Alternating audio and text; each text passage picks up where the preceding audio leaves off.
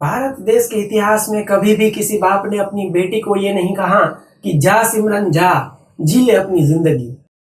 आज इस वीडियो में हम बात करने वाले हैं भारत देश के इतिहास के सबसे घटिया पिता के बारे में, और उस पर हम बहुत ही गहनता के साथ डिटेल में चर्चा करने वाले हैं कि आखिर क्यों मैं राजा जनक को भारत के इतिहास का सबसे घटिया बाप कह रहा हूं। सीता राजा जनक की बेटी है और सीता के साथ ससुराल में एक के बाद एक बड़े ही दुर्व्यवहार किए गए हैं।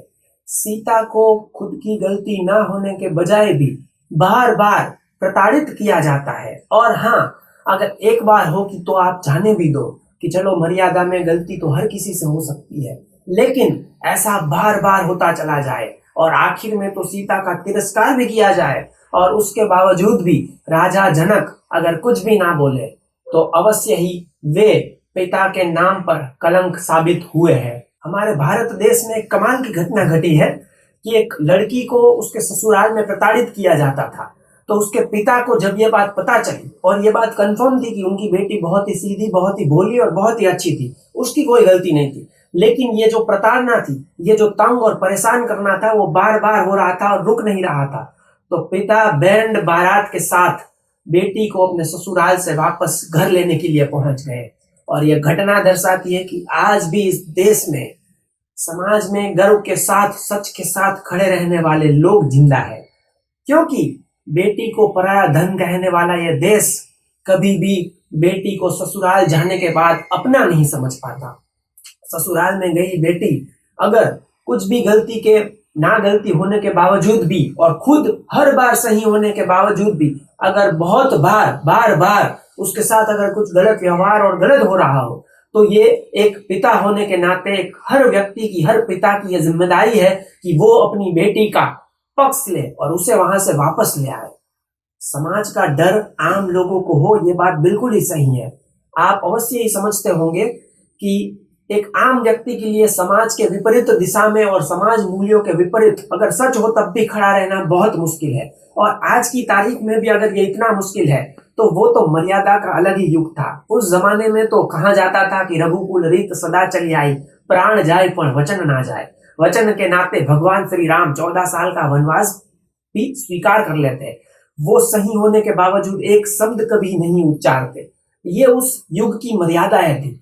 तो हम भी समझते हैं कि एक आम व्यक्ति के लिए मर्यादाओं में जीना और सच हो फिर भी ना बोल पाना, विद्रोह ना करना, ये समझ में आता है, लेकिन राजा जनक के लिए ये बात बिल्कुल समझ में नहीं आती। राजा जनक भी महाविद्वान है, वे खुद बहुत समझदार है, वे खुद बहुत ज्ञानी है, और सबसे बड़ी बात कि वे खुद बहुत बड़े साम्राज्य के राजा है। राजा जनक कोई कमजोर व्यक्तित्व नहीं है कि वे सामने ताकतों के सामने अपनी आवाज ना उठा सके। सीता के साथ एक के बाद एक अत्याचार होता गया, लेकिन राजा जनक कभी भी कुछ नहीं बोलते। राजा जनक इतने ज्ञानी थे और वो सारी चीजें अच्छे से समझते थे। वो रघुवंश पर बिल्कुल अपना दबाव बना सकते थे कि सीता के साथ आप जो दुर्व्यवहार कर रहे हैं वे बिल्कुल ही ठीक नहीं है, लेकिन राजा जनक कभी कुछ नहीं बोलते। वे अच्छे से जानते हैं कि उन्होंने एक हीरा तलाश कर अपनी बेटी का विवाह करवाया है। रघुवंश उस वक्त का बहुत ही सम्मानित एक वंश था और भगवान श्री राम से अधिक बढ़िया मर्यादाशील व्यक्ति भला उस समय में कौन मिल सकता है। लेकिन इसके बावजूद भी अगर रघुवंश में उनकी बेटी के साथ अत्याचार हो रहा हो तो ये कहने का साहस मैं अवश्य ही करूंगा कि राजा जनक को अपनी बेटी का पक्ष लेना चाहिए था।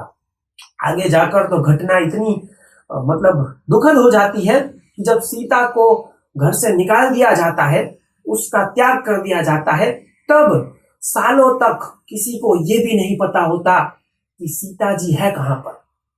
जब उनके बेटे अश्वमेध यज्ञ के घोड़े को ले आते हैं और जो युद्ध होता है और आगे की जो घटनाएं घटित होती है, तब जाकर पता चलता है कि सीता माँ तो अयोध्या नगरी में ही, उनके बॉर्डर के अंदर ही है।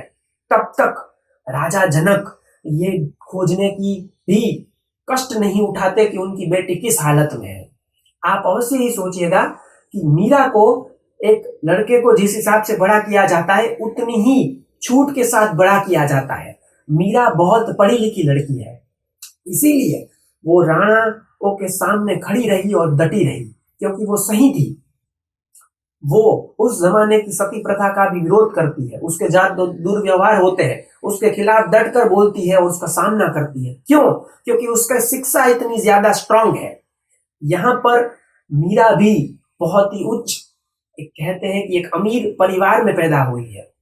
माँ सीता को अगर राजा जनक सालों तक ढूंढते नहीं है, उनके लिए कुछ करते नहीं है, तो ये एक पिता होने के नाते एक बहुत ही बड़े राजा, एक बहुत ही बड़े विद्वान व्यक्ति को बिल्कुल ही शोभा नहीं देता।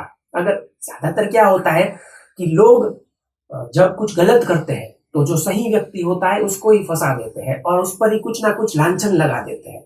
लेकिन यहाँ पर ऐसा भी नहीं किया जा सकता, क्योंकि सामने वाला व्यक्ति बहुत ही अमीर है, वो खुद भी राजा है और साथ ही साथ वो खुद बहुत बड़े विद्वान थे, उनके पास भी बहुत ज्यादा ज्ञान था। इसके बावजूद भी एक के बाद एक दुर्व्यवहार और अत्याचार होते गए और राजा जनक कभी भी कुछ भी नहीं बोलते। इसीलिए मैं राजा जनक को इतिहास का सबसे घटिया बाप कहने का साहस कर रहा हूँ। रामायण और महाभारत में यही सबसे बड़ा अंतर है कि रामायण में मर्यादाओं के नाम पर कुछ भी कर दिया जाता है और कोई भी सच का साथ देने के लिए रीति रिवाजों के खिलाफ डट कर खड़ा नहीं होता। कोई भी ये आवाज भी नहीं उठाता कि ये जो हो रहा है वो गलत हो रहा है। और आश्चर्य का विषय तो ये है कि सीता जिस घराने में है वहां पर भी उनकी तीन तीन सास है, जिनमें से एक भी नहीं कहती कि बहू तो सही है तो हमें उसका आदर करना चाहिए। वो खुद भी महिला होकर भी महिला के पक्ष में खड़ी नहीं रहती। रामायण में ये जो गलतियां है, इसके विपरीत हम महाभारत में अवश्य ही देखेंगे कि अत्याचार तो वहां पर भी किए गए हैं, दुर्व्यवहार करने में कोई भी कसर महाभारत में भी नहीं छोड़ी गई है। लेकिन जब द्रौपदी के साथ बड़ी सभा में जब अपमानित किया जाता है द्रौपदी को, तब राजा द्रुपद अपने बेटे को आदेश देते हैं कि सेना के साथ जाकर आक्रमण कर दो। क्षत्रियों को भला ये शोभा देता है कि हमारी बेटी के साथ कुछ दुर्व्यवहार हो और हम चुपचाप बैठकर देखते रह जाए। धृष्टद्युम्न पूरी सेना के साथ कौरवों के ऊपर, हस्तिनापुर के ऊपर आक्रमण करने के लिए निकलता है। आगे की घटना कुछ और होती है, क्योंकि युधिष्ठिर इंटरफियर करते हैं और वह कहते हैं कि हमारा अधिकार है या बदला लेने का आपका अधिकार है। इसीलिए वो वापस सेना लेकर जाता है, क्योंकि वो भी समझता है। लेकिन बात इतनी सी है कि राजा द्रुपद कभी चुपचाप बैठे नहीं है। उनको जैसे ही पता चला कि उनकी बेटी के साथ कुछ भी दुर्व्यवहार हुआ है, तो उन्होंने खुले मन से एक पिता का, जो कहते हैं ना कि पिता की जो आदर भाव है, अपनी बेटी के प्रति जो लगाव होता है, और अगर बेटी के साथ कुछ गलत हो रहा हो तो एक पिता का जो दायित्व है वो दायित्व उन्होंने निभाया है। हर बार उन्होंने अपनी बेटी के पक्ष में जब भी गलत हुआ तब वो खड़े हुए हैं। राजा जनक भी बहुत कुछ कर सकते थे, वे दबाव बना सकते थे। उस जमाने में हम भी समझते हैं कि मर्यादाएं इतनी ज्यादा थी कि सेना लेकर आक्रमण करना तो उस जमाने में शोभा नहीं देता था, ये तो बहुत ज्यादा हो गया। लेकिन फिर भी दबाव तो बनाया जा सकता था, सच के लिए आवाज तो उठाई जा सकती थी। लेकिन ऐसा कुछ भी नहीं देखा जा सकता था। जब उनको वनवास मिला, उस वनवास में सीता भगवान श्री राम के साथ जाती है, तो ये तो एक पत्नी का वो फर्ज निभा रही है कि वे अपने पति के दुख में भी उनके साथ दे रही है। तो ये तो बड़ी महानता की बात है। जहां पर राजा जनक इंटरफियर ना करे या कुछ ना बोले तो तब तक ठीक था, क्योंकि मर्यादाओं ने हर किसी को बांध के रखा था। लेकिन जब उसका त्याग कर दिया गया, अग्नि परीक्षा लेकर भी उन्हें वापस बाहर निकाल दिया गया, तब राजा जनक का ये दायित्व था कि वो सीता की खोज करे और उन्हें वापस घर पर ले आए। ये राजघराना सिर्फ बेटे के लिए नहीं है, बेटी पर भी इसका अधिकार है। क्या इतना बड़ा राजा अपनी बेटी के लिए इतना नहीं कर सकता कि वह उसे दुख में ऐसे ही छोड़ दे, उसको अपने राज्य में वापस ना ले आए? बिल्कुल किया जा सकता है। और ऐसी बहुत सी चीज थी जहां पर राजा जनक बहुत सारे पहलुओं पर अपने ज्ञान का प्रयोग करके कुछ ना कुछ तो अवश्य ही स्टैंड लेते और कोशिश करते। लेकिन ऐसा एक भी स्टैंड है कि ऐसी एक भी कोशिश उन्होंने नहीं कही।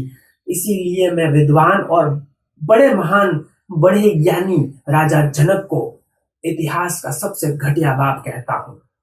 जय श्री कृष्ण।